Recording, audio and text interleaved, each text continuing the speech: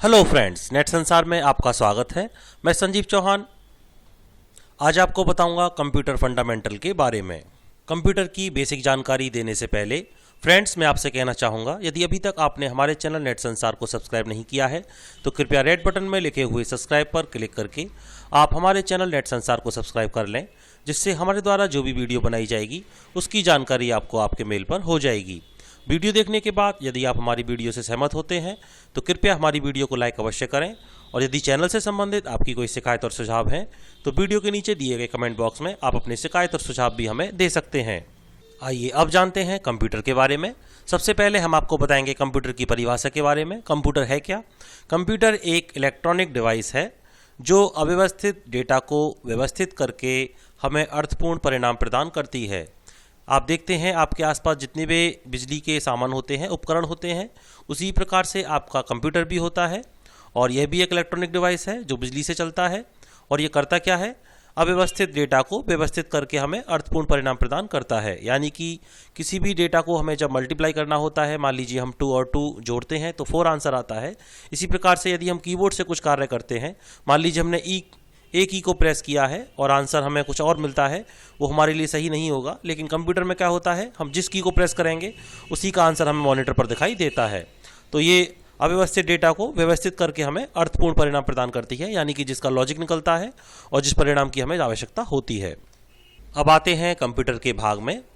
Computer में हुए तकनीकी बदलाव के बाद भी इसे 3 भागों में विभाजित किया जाता है। पहला है इनपुट यूनिट, दूसरा है आउटपुट यूनिट और तीसरा है सीपीयू। सबसे पहले जानते हैं इनपुट यूनिट के बारे में। जिन उपकरणों का उपयोग करके कंप्यूटर में डेटा इनपुट किया जाता है उन्हें इनपुट यूनिट कहते हैं, जैसे कीबोर्ड, माउस। आप यहाँ देख सकते हैं, हमने कुछ इमेज भी आपको दिखाई है। ये सभी इनपुट उपकरण होते हैं जो हमारे कंप्यूटर में हमको सहायता प्रदान करते हैं डेटा को इनपुट करने के लिए। दूसरा था आउटपुट यूनिट। जिन उपकरणों के द्वारा डेटा और परिणाम को देख सकते हो या सुन सकते हैं उन्हें आउटपुट यूनिट कहा जाता है, जैसे मॉनिटर, स्पीकर, प्रिंटर इत्यादि। यहाँ आप देख सकते हैं कुछ आउटपुट उपकरणों को हमने आपको इमेज के द्वारा दिखाया है। ये सभी आउटपुट उपकरण होते हैं जो कंप्यूटर में प्रयोग किए जाते हैं। तीसरा पार्ट है सीपीयू। कंप्यूटर के जिस भाग में इनपुट किया गया डेटा प्रोसेस होता है और वह अर्थपूर्ण डेटा की शक्ल लेता है उसे सेंट्रल प्रोसेसिंग यूनिट कहते हैं। आप देख सकते हैं ये सीपीयू होता है। इनपुट, आउटपुट और सीपीयू, इन तीनों को मिलाकर बनता है आईपीओ साइकिल। आईपीओ साइकिल होती क्या है? इनपुट, प्रोसेसिंग और आउटपुट। सबसे पहले आपका जो भी डेटा होता है वो इनपुट किया जाता है कीबोर्ड और माउस के द्वारा। उसके बाद डेटा प्रोसेस होता है सीपीयू में, और उसके बाद आपका आंसर आता है मॉनिटर पर या स्पीकर के द्वारा। इसे आप ह्यूमन बॉडी में भी समझ सकते हैं। आप देखेंगे आपकी ह्यूमन बॉडी में सबसे पहले आप किसी से जब बात करते हैं तो सबसे पहले आप उसको सुनते हैं आपके कानों के द्वारा, जो आपका इनपुट हो गया। इसके बाद उस बात को आप समझते हैं आपके दिमाग के द्वारा, डेटा प्रोसेस होता है, और देन उसके बाद आप आंसर देते हैं मुंह के द्वारा, यानी कि मुंह आपका हो गया आउटपुट। तो हमारी ह्यूमन बॉडी के अनुसार ही हम कंप्यूटर को भी समझ सकते हैं।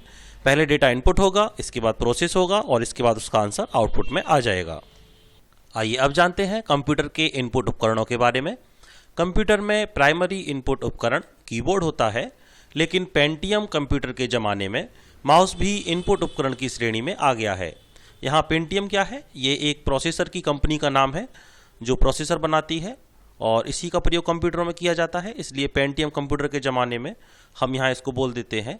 और हम जानते हैं इनपुट उपकरणों में कीबोर्ड और माउस के बारे में। सबसे पहले हम जानेंगे कीबोर्ड के बारे में। कंप्यूटर का कीबोर्ड, कीबोर्ड का प्रयोग करके ही कंप्यूटर में अक्षरों को इनपुट करते हैं।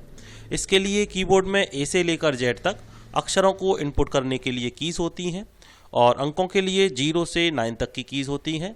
चूँकि कीबोर्ड को कंप्यूटर के साथ ही प्रयोग किया जाता है, इसके लिए इसमें कुछ विशेष कीज़ होती हैं।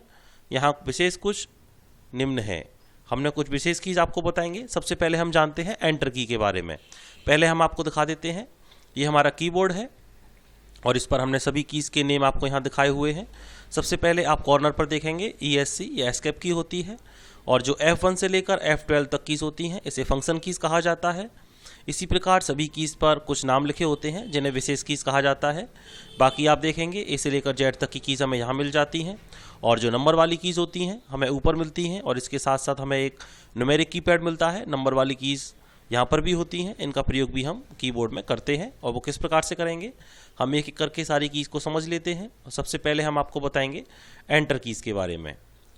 एंटर कीज़, इसे कीबोर्ड की मुख्य कीज़ कहते हैं। जब टेक्स्ट टाइप करते समय आप जो टाइपिंग करते हैं उसे टेक्स्ट कहा जाता है। अगली लाइन में जाना होता है तो एंटर की के द्वारा यह कार्य किया जा सकता है। एंटर कीज़ ओके बटन का कार्य भी करती है। जैसे आपके मोबाइल में आप देखते हैं ओके बटन होता है, उसी प्रकार से आपके कीबोर्ड में कंप्यूटर पर जो एंटर की होती है वह भी ओके की का कार्य करती है। एक हमने आपको नोट दिखाया है, जब आपके कंप्यूटर में किसी भी कारण से एंटर कीज़ खराब हो जाती है तो इसके स्थान पर कंट्रोल कीज़ के साथ एम की को दबाएं तो यह एंटर की का कार्य करेगी। आप देख सकते हैं control plus M equal enter key. जैसे हम आपको दिखा देते हैं, हम नोटपैड में आते हैं और यहाँ हम कुछ टाइप करेंगे। हमने कुछ टाइप किया नेट संसार, और अगर हमें अब अगली लाइन में जाना होता है तो हम एंटर की को दबाते हैं कीबोर्ड की सहायता से। और आप कर्सर को देख सकते हैं, ये आपको कर्सर दिखाई देता है। यहाँ हम इसको एंटर की दबाएंगे तो ये अगली लाइन में आ जाएगा, आप यहाँ देख सकते हैं। अब मान लीजिए हमारी एंटर की खराब हो गई है और हमें इसे अगली लाइन में ले जाना है, तो हम कंट्रोल की के साथ एम की को दबा देंगे। कंट्रोल की को दबाए रखेंगे और एम की को प्रेस करेंगे। आप देख सकते हैं कर्सर हमारा अगली लाइन में आ जाएगा। और इस प्रकार आप कंट्रोल और एम की सहायता से भी एंटर की का कार्य कर सकते हैं। हमारी अगली कीज़ है स्पेस बार कीज। जो सबसे बड़ी कीज़ होती है आपके कीबोर्ड में वो स्पेस बार कीज़ होती है, और इसके बारे में जानते हैं। इस कीज को दबाकर दो अक्षरों या दो शब्दों के बीच खाली स्थान या स्पेस को छोड़ा जाता है। यह लंबाई में सबसे बड़ी कीज़ होती है। इसे एक बार दबाने से एक अक्षर का स्पेस बनता है। हम इसे जितनी बार दबाएंगे उतने अक्षर का स्पेस बनता जाएगा।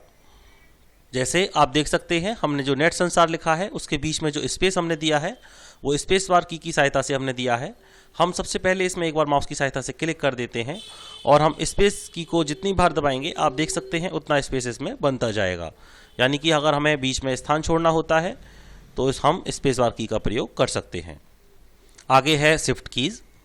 यह संख्या में 2 होती है। इन्हें दबाकर कैपिटल लेटर को स्मॉल लेटर में और स्मॉल लेटर को कैपिटल लेटर में टाइप कर सकते हैं। इसके अलावा 0 से लेकर 9 तक की कीज़ के लिए भी शिफ्ट की का प्रयोग किया जाता है। न्यूमेरिक कीज़ पर बने हुए अक्षरों या प्रतीक चिन्हों को भी शिफ्ट की दबाकर ही टाइप किया जा सकता है। यहाँ आप एक कीबोर्ड देख रहे हैं। आप देखेंगे जो सबसे ऊपर आपकी जो 1 2 3 लिखे होते हैं, नंबर्स लिखे होते हैं, इनके ऊपर आप कुछ सिंबल्स देखते हैं कुछ इस प्रकार से, और इन सिंबल्स का प्रयोग भी हम शिफ्ट की सहायता से कर सकते हैं। जैसे हम आपको बता दें, अगर हम नंबर्स को ऐसे ही टाइप करते हैं 1 2 3 4 5 6 7 8 9 0, तो इस पर जो सिंबल्स होते हैं वो नहीं आते हैं। लेकिन यदि हम इनको शिफ्ट की दबाकर तब हम इनको प्रेस करते हैं तो आप देखेंगे जो 1 पर साइन होता है वो आ जाएगा, जो 2 पर है वो आ जाएगा, 3 पर है वो आ जाएगा, 4 पर आ जाएगा। हम शिफ्ट की को दबाए रखेंगे और नंबर्स को जैसे ही प्रेस करते जाएंगे इन पर जो सिंबल्स होते हैं वो हमारे टाइप होते जाएंगे। तो इस प्रकार हम शिफ्ट की सहायता से अपने सिंबल्स को भी टाइप कर सकते हैं। तो फ्रेंड, हमने आज आपको बताया कंप्यूटर का परिचय, कीबोर्ड के बारे में, माउस के बारे में, सीपीयू के बारे में, आईपीओ साइकिल के बारे में, और हम आगे आपकी वीडियो में बताएंगे कीबोर्ड्स की कुछ और कीज़ के बारे में।